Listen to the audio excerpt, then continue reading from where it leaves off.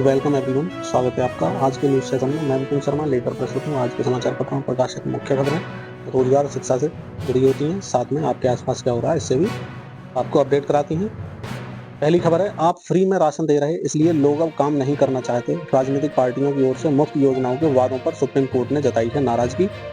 चुनाव के समय राजनीतिक पार्टियों की ओर से किए जाने वाले फ्री के वादों पर सुप्रीम कोर्ट ने नाराजगी जताई। मुफ्त योजनाओं पर कोर्ट ने कहा कि लोग काम करना नहीं चाहते क्योंकि आप उन्हें मुफ्त राशन दे रहे हैं, बिना कुछ काम किए उन्हें पैसे दे रहे हैं। जस्टिस BR गवई और जस्टिस ऑगस्टोन जॉर्ज मसीह की बेंच शहरी इलाकों में बेघर लोगों को आश्रय दिए जाने की याचिका पर सुनवाई कर रही थी। अब 6 हफ्ते बाद दोबारा याचिका पर सुनवाई होगी। उन्होंने कहा है कि पैसे देना सही नहीं है, वादों को घोषित करें रिश्वत। बच्चे तनाव छिपाए नहीं, माता पिता को बताएं। दीपिका पादुकोण फिल्म अभिनेत्री परीक्षा पे चर्चा कार्यक्रम के दौरान इनका एक सजेशन है। परीक्षा पे चर्चा 2025 के दूसरे एपिसोड में अभिनेत्री दीपिका पादुकोण ने बच्चों को अपना मानसिक स्वास्थ्य अच्छा रखने और तनाव दूर करने के तरीके बताए। उन्होंने कहा, बच्चों को तनाव छिपाना नहीं चाहिए बल्कि इस बारे में माता पिता को बताना चाहिए। अपनी जिंदगी से जुड़ी कुछ यादों को साझा करते हुए उन्होंने बात कही। अभिनेत्री ने कहा, तनाव महसूस होना जीवन का एक हिस्सा है, पर मायने यह रखता है कि हम इसे कैसे संभालते हैं। दीपिका ने अपने बचपन से जुड़ी यादों को भी साझा किया। उन्होंने बताया कि वह बचपन में बहुत शरारती थी और पढ़ने में बहुत कमजोर थी। दीपिका पादुकोण का वीडियो बुधवार सुबह जारी हुआ, जिसे प्रधानमंत्री नरेंद्र मोदी ने भी सोशल मीडिया पर साझा किया है। जियो लोकेशन में अंतर, अंक अपलोड करना हुआ मुश्किल। यूपी बोर्ड ने परीक्षकों को दिया सुझाव, प्रक्रिया को दोहराएं और ऐप के माध्यम से ही अपलोड करें नंबर। सेंटर बदलने पर होगी नई जियो मैपिंग, परीक्षक की यूजर आईडी से छेड़छाड़ पर होगी सजा। परीक्षक को एक से अधिक विद्यालय आवंटित तो अंतिम दिन अपलोड होंगे अंक। यूपी बोर्ड की 12वीं की प्रयोगात्मक परीक्षाओं में कई परीक्षकों के सामने समस्या आ रही है। ऐप के माध्यम से पोर्टल पर ऑनलाइन अंक अपलोड करते वक्त विद्यालय व परीक्षक की जियो लोकेशन अलग अलग प्रदर्शित हो रही है। इस पर बोर्ड की ओर से स्पष्ट किया गया है कि अंक अपलोड करने की प्रक्रिया को दोहराएं और सही जियो लोकेशन पर ही अंक अपलोड किए जाएं। साक्षात्कार की बारीकियां सिखा रहा समाज कल्याण विभाग।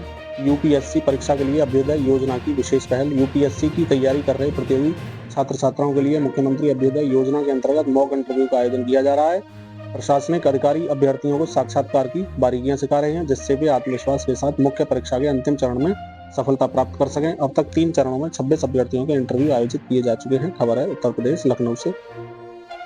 यूपी में उच्च शिक्षण संस्थान खोलेगा जापान, विद्यार्थियों का एक्सचेंज भी। जापानी प्रतिनिधिमंडल ने उच्च शिक्षा मंत्री व राज्य मंत्री से की वार्ता।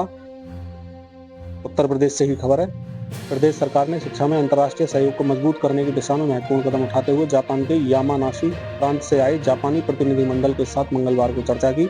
उच्च शिक्षा मंत्री योगेंद्र उपाध्याय और उच्च शिक्षा राज्य मंत्री रजनी तिवारी के साथ ही वार्ता में जापान द्वारा उत्तर प्रदेश में उच्च शिक्षण संस्थान खोलने, छात्रों के एक्सचेंज, छात्रवृत्ति योजना पर विस्तार से चर्चा भी हुई। नया आयकर बिल आकलन और वित्तीय वर्ष की विदाई, अब टैक्स ईयर आज लोकसभा में आएगा। नया आयकर विधेयक बुधवार नहीं बृहस्पतिवार को लोकसभा में पेश होगा। सरकार अब आयकर नियमों की भाषा बदलेगी। 60 साल से उपयोग हो रहे कई शब्द विदा हो जाएंगे। मिसाल के लिए वित्तीय वर्ष व आकलन वर्ष की जगह टैक्स ईयर का इस्तेमाल किया जाएगा। उन सभी शब्दों को हटाया जाएगा जिन्हें कठिन माना गया है। नए बिल के नियम और प्रावधान 1 अप्रैल 2026 से लागू होने वाले हैं।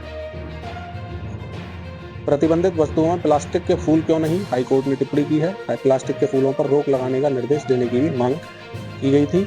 बॉम्बे हाईकोर्ट ने बुधवार को सवाल किया कि प्लास्टिक के फूलों को केंद्र सरकार ने प्रतिबंधित एकल उपयोगी वाली प्लास्टिक वस्तुओं की सूची में शामिल क्यों नहीं किया। मुख्य न्यायाधीश आलोक आराधे और जस्टिस भारती डांगरे की खंडपीठ ने पूछा कि क्या केंद्र सरकार को लगता है कि प्लास्टिक के फूलों को रिसाइकिल किया जा सकता है या वे जैविक रूप से नष्ट हो सकते हैं। अदालत growers flower council of India की ओर से दायर एक याचिका पर सुनवाई कर रही थी। याचिका में केंद्र को प्लास्टिक के फूलों के इस्तेमाल पर रोक लगाने के लिए निर्देश देने का अनुरोध किया गया है।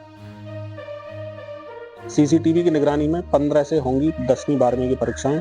सीबीएसई ने देश भर में 7800 केंद्र बनाए। 44 लाख विद्यार्थी देंगे पेपर।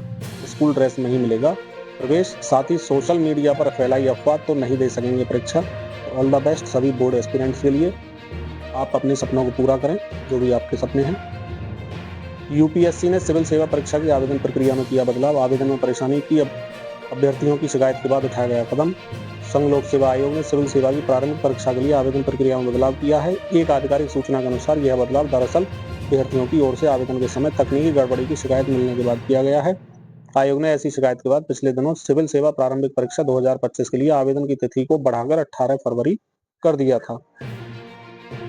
स्मार्टफोन की तरह खिड़कियां भी होंगी स्मार्ट, खुद चार्ज होंगी और बदलेंगी रंग। बहुत ही अच्छा अपडेट है। आज के ज़माने में हर चीज़ स्मार्ट होती जा रही है। पहले सिर्फ कॉल के काम में आने वाले फ़ोन आज बेहद स्मार्ट हो गया। इसी तरह अब घर की खिड़कियां भी स्मार्ट होंगी, वह खुद का रंग बदल सकेंगी और खुद चार्ज हो सकेंगी। भारतीय शोधकर्ताओं ने स्मार्ट विंडो तकनीक में महत्वपूर्ण छलांग लगाई है। बेंगलुरु में विज्ञान और प्रौद्योगिकी विभाग के तहत स्वायत्त संस्थान centre for nano and soft matter sciences के शोधार्थियों ने एक ऐसी तकनीक विकसित की है जो स्मार्ट विंडो को बाहरी ऊर्जा स्रोत की आवश्यकता के बिना रंग बदलने में सक्षम बनाता है। ये आधुनिक इमारतों में बेहतर विकल्प प्रदान करेगा। ये स्मार्ट विंडो ऊर्जा भंडारण के साथ रंगों को सहजता से बदलकर सुंदर बनाएंगी या उनकी सुंदरता भी बढ़ाएंगी। टीम इंडिया ने इंग्लैंड का सफाया किया 3-0 से। गिल ने 50वें वनडे पर 7वां सैकड़ा जड़ा।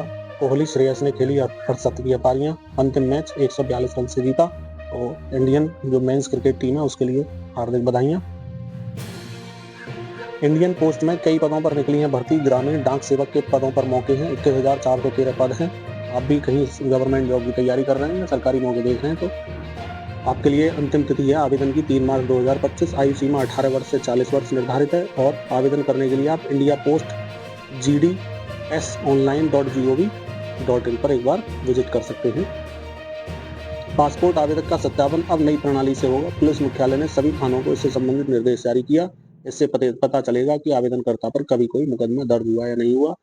CCTMS से आवेदक का पूरा रिकॉर्ड खंगाला जाएगा। राज्य के सभी थाने जुड़े हैं crime and criminal tracking network से और डिजिटलाइजेशन का यहाँ फायदा मिलने वाला है। इसी के साथ आज का ये न्यूज़ सेशन समाप्त होता है।